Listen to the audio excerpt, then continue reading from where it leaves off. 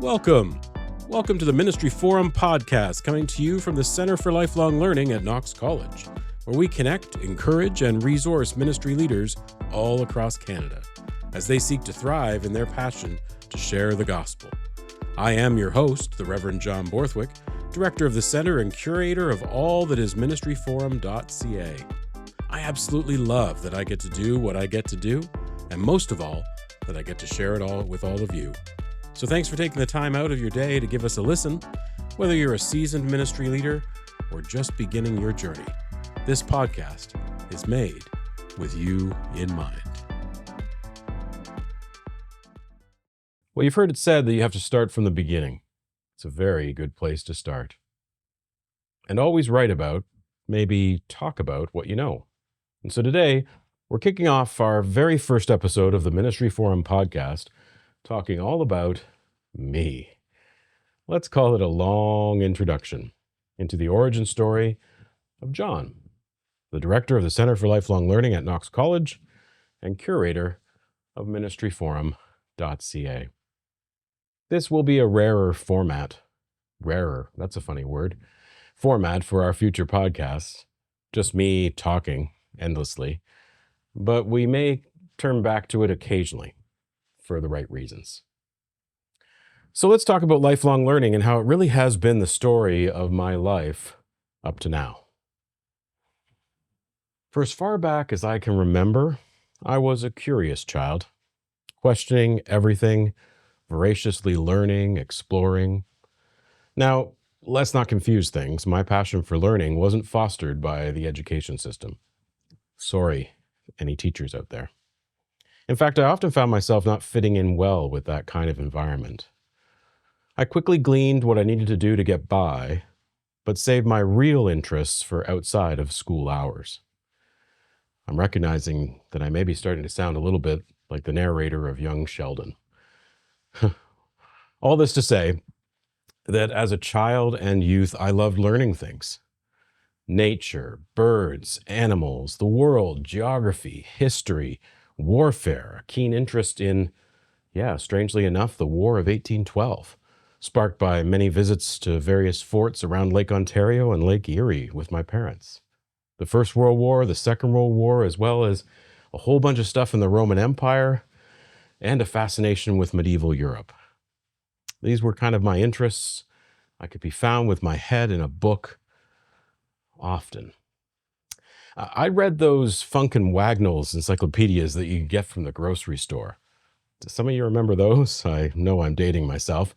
But for some reason, we never seem to ever get more than 2 or 3. So I certainly know a lot more about A, B, and C than I do the rest of the alphabet. Okay, you guessed it. I was an only child, and to be clear, I said only child, not lonely child. Certainly that played into my curious personality. In my experience, the imagination of an only child goes to 11. Now, high school's collision with teen awkwardness found my imagination sparked by the world of Dungeons and Dragons. That basement in Stranger Things wasn't far off my high school years. Although to take it one notch further, my friends and I were those kids who were given permission by a teacher to eat our lunch in a classroom so that we wouldn't be disturbed as we set out on a journey with our dungeon master. Most likely intended to head off any potential bullying. It was in those high school years that my grandfather died, and our family began a tradition of taking my widowed grandmother to church. St. David's Presbyterian Church in Hamilton. And it was there that I began to experience an invitation to consider a call to ministry. An invitation that teenage me wasn't really terribly keen on, but one that dear Anna Jack, a retired deaconess and widow of a minister, would remind me of every single Sunday. Anytime I would meet Mrs. Jack, she would say, "John, I know you're for the ministry. You're for the ministry, John." Now, it is a longer story, maybe for another day, but eventually I'd listen to that call, and somehow that would take me to the place where I find myself today, Knox College. But I've jumped ahead a bit. Let me backtrack.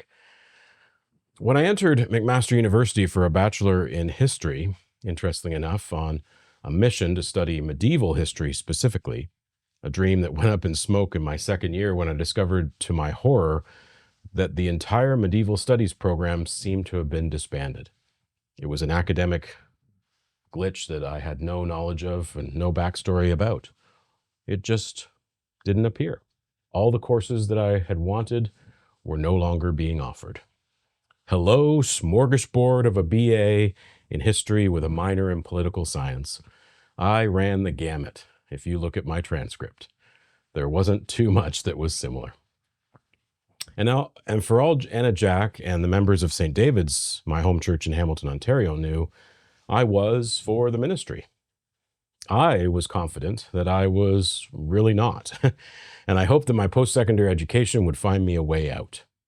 Now, while studying at Mac, I decided to see if there was a way out for me in another, perhaps more practical program that I found at Sheridan College in Oakville, Ontario. On the weekends, over a couple of years, while I was doing my BA in history, I completed the Ontario Management Certificate, joining lifelong learners from the corporate and business sectors. I completed all the courses, things in marketing and advertising, human resources, finances, all the things. Now, so at that point, I graduated with both a BA in history and a management certificate from Sheridan College. And so I embarked, the young man that I was, in earnest to find my path before that calling caught up to me. What was a new grad to do? But since I worked at the Burlington Public Library in building maintenance, I enjoyed sort of trolling and sort of scanning the stacks on those long nights of vacuuming carpet upon carpet upon carpet. I would often discover books that might be of interest and have a little glean of them. One that caught my eye in the business section was the Financial Post's 100 Best Companies to Work For in Canada. And so I took it upon myself to write a letter to every single one of them asking if they had any jobs for a keener like myself. I also applied to a few other job postings that I found in the local newspaper, if you can imagine it. These were the old-timey days. Now, out of 113 letters that I mailed and sent to prospective employers, I received 111. These were the days when companies actually replied when someone applied. These 111 letters arrived over a period of a few weeks on beautiful paper stock with beautifully embossed letterhead, and they all said pretty much the same thing. We don't have any positions available at this time for someone with your skills and experience. I'm telling you, I could have wallpapered my room with rejection. Now, there were two companies that contacted me. Both were companies that I knew nothing about until I drove to the actual interviews. One was for a role as a salesperson at Future Shop, an electronics store, sort of just before Best Buy. And the other was for an assistant manager position at a bingo hall in Toronto, at Wilson and Wilson Heights, operated by a subsidiary of the Rank organization from the United Kingdom. This was a company that was involved in the film industry, gambling, restaurants like the Hard Rock Cafe for a season, and also Universal Studios Florida at the time. Well, I was successful in becoming an assistant manager of a bingo hall without any experience at all. It was the first time in my life I received a salary, and I was so excited. But I soon discovered that a salary for a young person like myself wasn't as exciting as it could have potentially been, since I was expected to work extremely long hours, and when I did payroll for those who worked for me as a part of the organization, I discovered that my pay was actually lower than theirs per hour.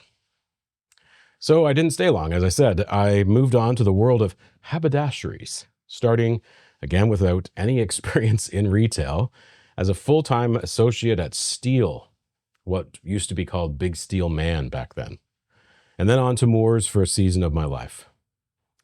Eventually, after some dark nights of the soul experiences that happened between size 42 and 50 suits in Moors, I determined that I needed to return to school to pursue a different path. And I landed on history, of course, with a goal to perhaps working in a museum. Maybe I could pursue a master's and a PhD in some kind of history program, and I'd be set. Or this other thing kept creeping up, that Christian ministry thing, much to the delight of my parents. So as I tell my call story, I chose, I guess, to try the ministry, really emphasizing this idea of try. If you'd asked me back then why I was doing it, I would have said it seemed that my parents thought this was a good idea, and certainly a number of other people. So I thought I'd try. And I went through the process of meeting with my session and then presbytery, all along the way thinking that someone would figure it out and say, no, not you, fella, not you. But instead they said, by all means, go.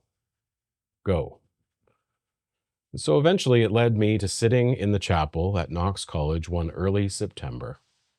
And it was there that maybe my call actually came to fruition. Because it was in that place, sitting in chapel, that I just had this feeling that this was the right place for me. This was home. And can you imagine it? Now, after some 30 years later, I actually get to work there. Who'd have thunk it? I guess only God, and certainly Mrs. Jack. And so it was at Knox College where I dove into learning many, many things that I'd never heard of before. I'll admit it. As a young person, I'd went to church officially from 13 to my time of landing in Knox College. But before that time, it was sketchy at best. One of my formative stories around church and being a child in church was I came to my parents at one point because we went to different churches throughout my time. That's for another story as well. But what I came to my parents saying was, I don't want to go to church school anymore because I'm tired of coloring pictures of Jesus. Apparently I said this. I don't remember saying it, but this is what my parents said.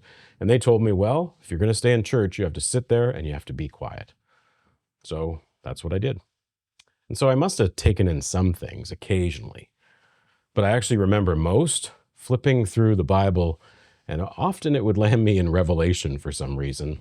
It was kind of cool. And so I'd read that while the minister preached. I didn't realize this podcast was going to be so much confession, but for what it's worth, there you go.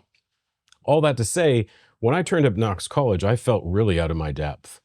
And so it became an experience of growth and formation, of learning and developing an understanding of the Bible and theology and all sorts of concepts that I'd never had any experience of before. And just to be clear, this wasn't really reflected in my academic transcript, but I certainly loved my time at the college. It was an amazing, amazing experience. And I had, of course, a lot of fun there. I loved the faculty, most of whom were approaching retirement. It was essentially the end of an era at the college, you might say. I had professors like Dr. Nickel, Dr. Humphreys, Dr. Goggin. It was a beautiful time to be in that space. Calvin Pater made everything just so much more interesting. And I guess I perhaps took learning maybe a bit too seriously as I got into it from time to time. I can remember being in class with the late Reverend Dr. Art Van Cedars. He was my principal when I was studying at Knox. I'm not 100% sure what sparked the bomb that he lobbed at me, but he must have been asking the class what they were reading and what was on your reading list. And my reading list, I remember, solicited this jibe. Hey, John, why don't you relax a little and just read a book for fun? I've remembered that to this day, and I will occasionally read books for fun as I go along. And interestingly enough, that led to a passion for reading books. Some for fun and many still for learning something new, various genres, short ones, long ones, audible ones, dusty hardcover ones too. In almost a decade now, I begin to really increase my reading. Technology certainly helped. And funny enough, I would have never have described myself as a reader when I was younger. I was such a slow reader. And then something seemed to unlock within inside me. I recently read Atomic Habits by James Clear, who says that we are what we say we are. So maybe because I so often define myself as a slow reader or not a reader, that's who I was for a season of my life. But now, I proudly proclaim that I am a reader, finally hitting my personal goal of 100 books in 1 year in, not surprisingly, 2020. Certainly a global pandemic helped. But I've been able to keep close to that goal for the last few years, and this year, I'm actually on track to eclipse that goal entirely. Commuting to Toronto a couple of days a week and traveling for my gig has certainly helped quite a bit. And I know I'm a weirdly wired duck, as my response to people who feel bad for me needing to commute or travel to work is often, but now I have more time to read my books.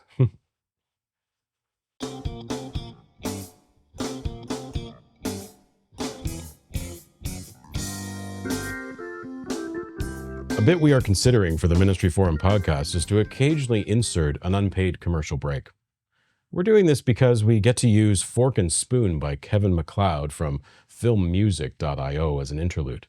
I certainly love that little clip. But more importantly, we can go a little deeper on something that we may have referred to in the pod as we were talking. For example, I just mentioned that I read Atomic Habits by James Clear. So this gives me a chance to share a couple of things with you, our Ministry Forum listening audience. In this case, SamuelThomasDavies.com. You'll see the link in the show notes. So now you know that I read a lot, and an insight into my own process that I've had over the years is that I love to highlight or mark quotables that I can refer back to as I seek to prepare content for writing sermons, all the different things. In my university years before Google, I actually owned several large books of quotes. Remember books of quotations that you'd have to search through, go in the index and try to find a topic and then put a little quote into an essay and stuff like that? Man, it was such that I could find those quotes so I'd have them in my essays, but what an archaic way of doing things. I used to, and I still do when I'm reading a paper book, take a bunch of those little Post-it flags, and I'd actually cut them into even smaller bits so that I could mark quotables that I could find later. Then I'd go through the book, if it was borrowed from a local library, just to cement the content for me. I would type out all the quotes into a document. Man. And then I discovered Kindle. Remember, this is an unpaid ad. And that's my e-reader of choice. We can discuss this in a future episode if you like, or leave a comment in the feedback when you'd like to do so to say more on why I chose to be owned by the world of Amazon when it comes to reading. My Kindle does all the work for me now, and it lets me print out a lovely summary of my notes and highlights into a document.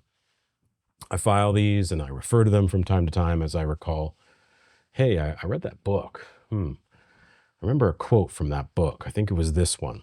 Sometimes I'll frame it differently and put it into different kinds of files, just if I'm building out a series or something like that. And if I really, really, really wanted to be even more efficient and effective, I'd probably have some way of curating all these into my own searchable database. But hey, there's that internet for that second brain. Okay, so let me circle back to Sam Thomas Davies. Sam has a website where he creates book summaries, and I've used them to help create PowerPoint presentations. I've used them for content creation and points that I'd like to make in sermons. I've used them for books I've read, and I confess, for books that I actually haven't read. They're amazing, and they're comprehensive, and they're super helpful if you're looking to hit the highlights of a book, but are struggling to summarize it for yourself. Of course, I bet ChatGPT could do something similar, and some of you are already saying that out loud as you listen to this old dinosaur talk. Oh, we'll talk about ChatGPT, my friends, soon enough. So just as an example, Sam has a summary for Atomic Habits. He starts with the book in 3 sentences, and then 5 big ideas, And then he'll summarize each chapter, even including illustrations from the book along the way. And you can ask for a PDF of those. Here's what he has for Atomic Habits, just in case my mentioning it sparked your curiosity. Atomic Habits by James Clear. The book in 3 sentences. An atomic habit is a regular practice or routine that is not only small and easy to do, but it's also the source of incredible power, a component of the system of compound growth. Number 2, bad habits repeat themselves again and again, not because you don't want to change, but because you have the wrong system for change. Number 3, changes that seem small and unimportant at first will compound into remarkable results if you're willing to stick with them for years. And then the 5 big ideas. Habits are the compound interest of self-improvement. Number 2, if you want better results, then forget about setting goals. Focus on your systems instead. Number 3, the most effective way to change your habits is to focus not on what you want to achieve, but on who you wish to become. Number 4, the 4 laws of behavior change are a simple set of rules that we can use to build better habits. They are: 1, make it obvious; 2, make it attractive; 3, make it easy; and 4, make it satisfying. And the 5th big idea, environment is the invisible hand that shapes human behavior. So I'd encourage you to check out Atomic Habits by James Clear, or if you don't have time to read it, or if you'd like a helpful summary of it, check out Samuel Thomas Davies' website for a summary of it and many, many other books. You can even subscribe, and he'll send you one every Monday. And that's our unpaid commercial break for today.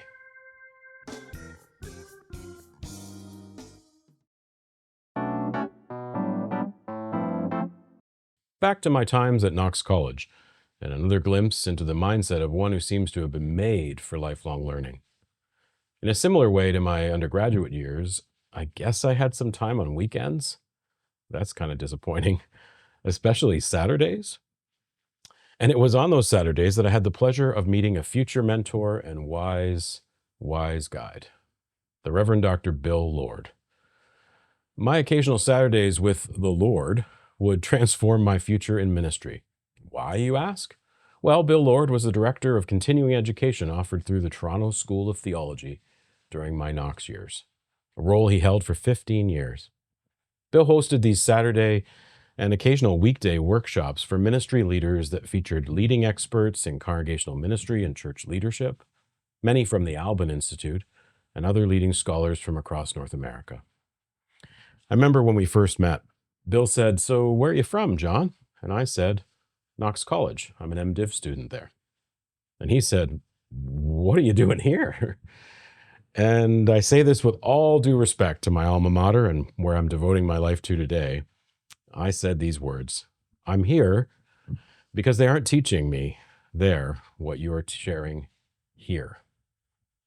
If I hope to be a congregational minister someday, I think I need to learn some of these things in advance if I'm going to have a chance to survive." I said something along those lines. It wasn't like I kept a transcript of my life back then. And I'd say the same today. A Master of Divinity or any other kind of graduate degree in preparation for ministry can't possibly teach you everything you need to know. And so there's so much you couldn't have imagined you needed to know before you get out into the parish. So I was grateful that TST had a role like Bill's, and that Bill was the one to make it what it was for a season. So many of the topics that they offered and that Bill curated talked about things like serving a long-term pastorate, which I had the pleasure of doing, personality types and conflict management, which I pursued as well, leading effective meetings, and so many, many other things that enhanced my MDiv and certainly helped me to prepare for some of the wild and woolly things that I would experience in 25 years plus of congregational ministry. Over the years, Bill and I's paths would intersect on a couple of occasions. Once when I was a part of the design team for a pilot project from the Presbyterian Church in Canada that was a collaboration between Presbyterian and United Church's new ministry grads, and it was called Starting Well. Maybe I'll talk about that in another episode of our podcast. And then again, when I moved to Guelph and became the minister of St. Andrews, just so happens that Bill had retired there, and a few of his neighbors attended our congregation. We'd often run into each other at continuing education events around Kitchener, Waterloo, and Guelph. The man still participates in a wealth of lifelong learning experiences. He is a passionate learner and is always learning new things, and thrives when he's able to share his learning with others.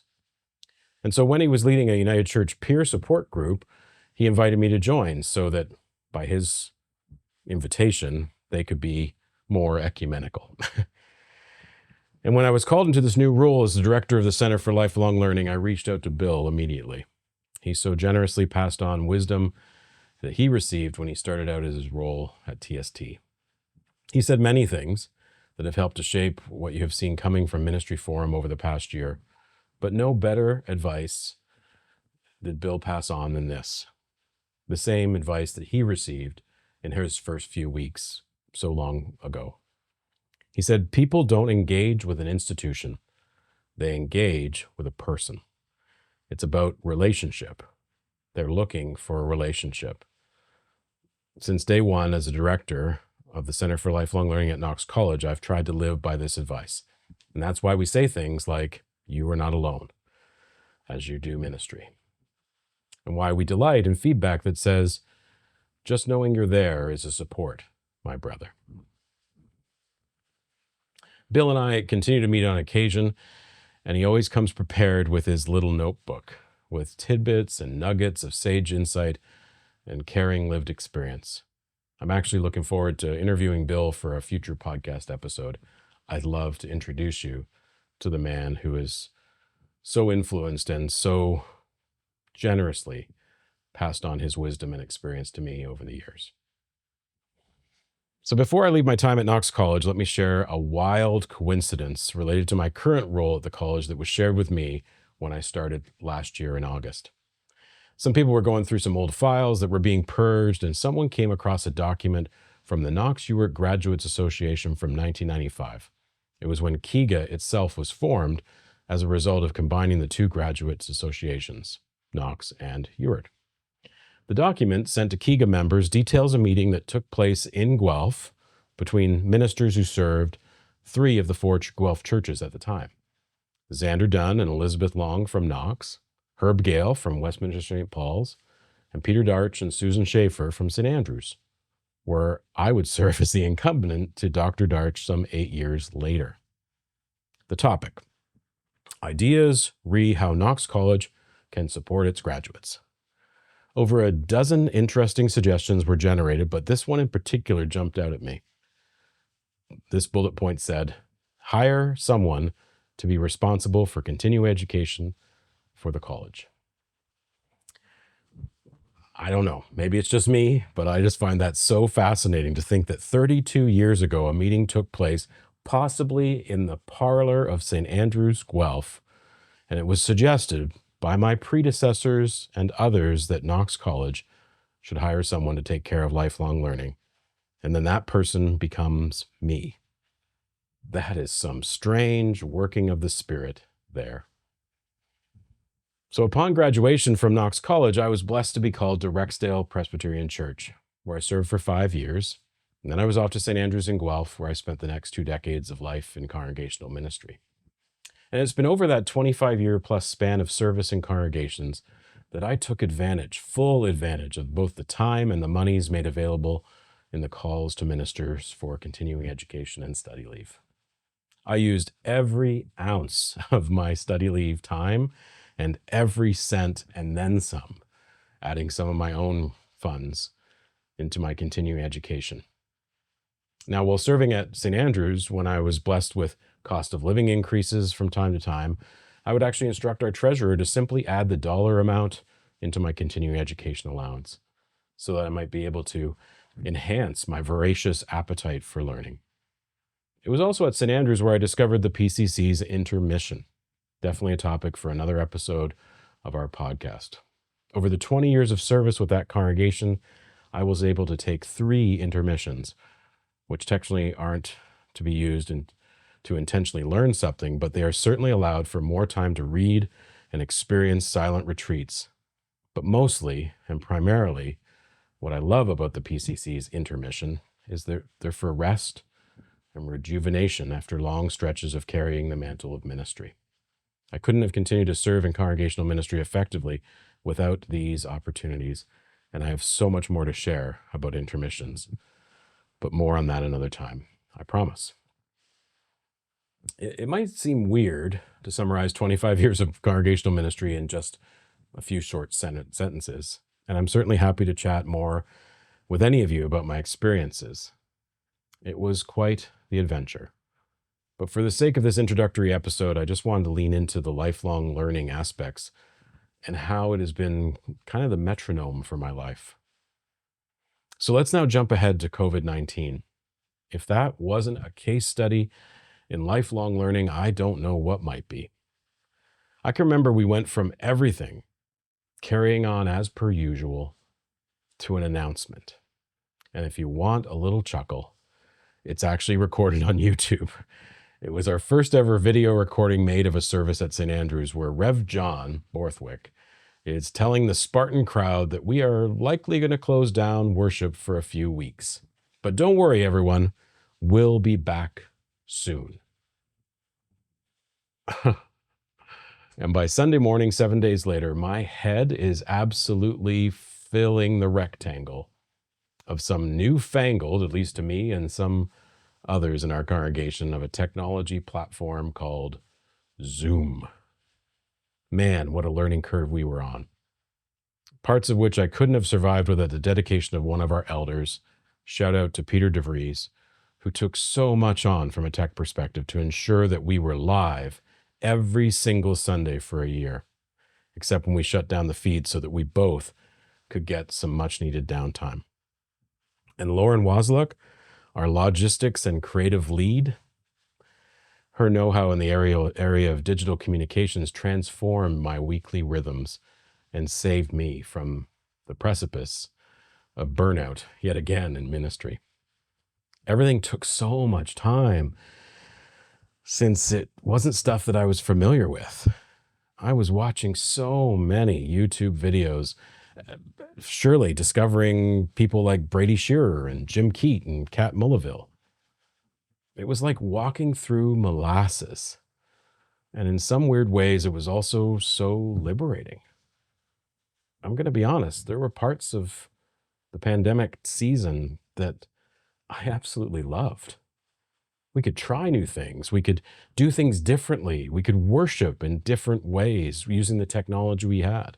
Yes, we were apart and not in person, but there was something about that virtual experience, that talking head, that engagement with people, that intimacy that happened that you never experience on a Sunday morning standing in a pulpit. It was exhilarating and it was exhausting and it was all these things because we'd never done this before. And it was during the pandemic that something that I'd had on my mind for a really long time in ministry, probably about a decade to be honest, I have notes on it, was finally ready to be born. I'd had this imagining of something called the Abbey. I'd struggled for years how I might bring this idea of the Abbey to life, but there was always barriers in the way. Like, for some of the things I'd like to imagine for the Abbey, people would need to come into a building. And the only building I had was a church building. And I was aware that some of those things would be a barrier for folks. And I can't imagine that our leadership would be too keen on me saying, hey, let's rent some space when we had tens of thousands of square feet of real estate at our disposal, all for free. And then the other thing was, if I was to gather people somewhere, man, you often need to feed them. Hospitality is so very important for sure, but that became another barrier to ever making the Abbey into something real. But when the pandemic came along, the inspiration came back. Wait a minute. I could do all the things related to the Abbey as our mission expressed it, a safe place to nurture spiritual things and to care for those who tend to all things spiritual. Now, while I'd always hoped to venture into the world of being a place to nurture spiritual things, I imagined an exclusively online community for spiritual practice and support. But it seemed that if we dug where the ground was soft, caring for those who tended to all things spiritual, that became the space that we needed to occupy for the 2.5 years that we did. It was an amazing experience. It was an amazing community that we built.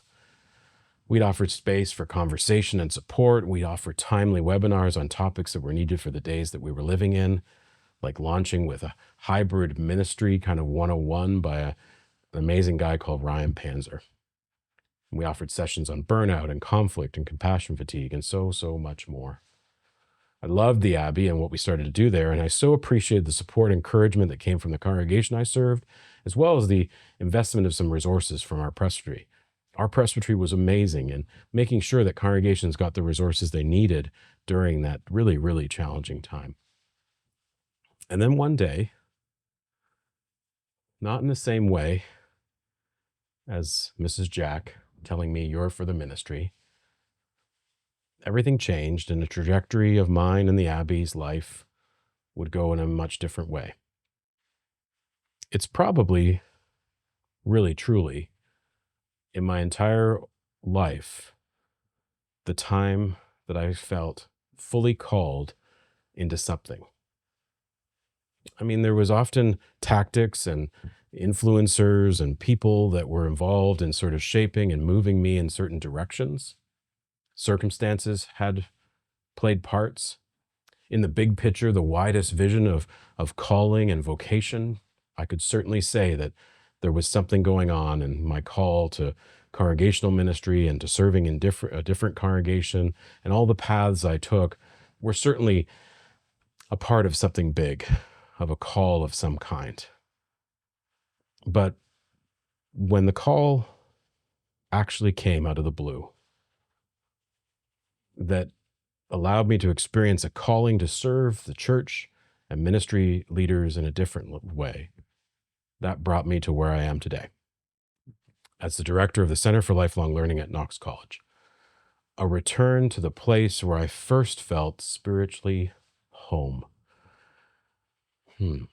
This time to serve the college in a visionary way, seeking to respond to and come alongside those who have answered similar callings to serve Christ in ministry amid the reality that we are all in. This role has just become another example of my adventures in lifelong learning personally. I can't tell you how many new things I've had to learn, new skills that I've had to be shaped by, to retool, to think differently. And while I've occasionally bristled when deep in homework in the evenings and on weekends over the last year, I'm actually so very grateful that the college embedded professional development for me. Yes, it's true. I had to actually go back to school at the same time as learning a completely new job and a completely new landscape. I have just completed, after an entire year of course after course after course after course, the Western Continuing Studies Professional Certificate in Learning and Development. It's essentially learning about best practices in instructional design, adult learning theory, and so much more that has been so practically applicable to the work I do every single day with Ministry Forum. Those who know me have said this opportunity has taken all the threads of my life up to this point, pulled them into focus, maybe in a tapestry kind of way, in this my lifelong learning story, and this next adventure that I've only just begun. I am so grateful that every single day I get to do this, and most of all, that I get to share it all with you. Thanks for joining us today on the Ministry Forum podcast. We hope today's episode resonated with you and sparked your curiosity. Remember, you're not alone in your ministry journey. We're at the other end of some form of technology, and our team is committed to working hard to support your ministry every step of the way. If you enjoyed today's episode, tell your friends, your family, your colleagues. Tell someone. Please don't keep us a secret. And of course, please subscribe, rate, and leave a review in the places you listen to podcasts. Your feedback helps us reach more ministry leaders just like you. And honestly, it reminds us that we're not alone either. And don't forget to follow us on social media at Ministry Forum on all of our channels. You can visit our website at ministryforum.ca for more resources, keeping up with upcoming events, and ways to connect with our growing community. Until next time, may God's strength and courage be yours in all that you do. May you be fearless, not reckless, and may you be well in body, mind, and spirit, and may you be at peace.